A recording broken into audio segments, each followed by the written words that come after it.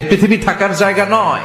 কিয়ামতের সময় আল্লাহ তাআলা মালাকুল মাউতকে বলবেন, সবার রূহ কবজ করে ফেলো, সবার, কেউ থাকবে না, সবার রূহ কবজ হয়ে যাবে। আল্লাহ মালাকুল মাউতকে বলবেন, মালাকুল মাউত কি অবস্থা? বলবে সব শেষ। মাইয়াবকা, কে বাকি?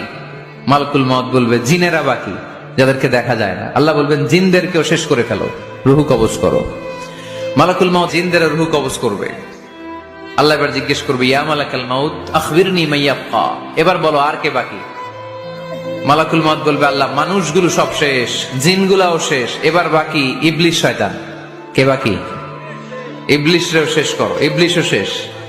আল্লাহ আবার জিজ্ঞেস করবেন, ইয়া মালাকাল মাউতি মাইয়াবকা, আর কে বেঁচে আছে বলো?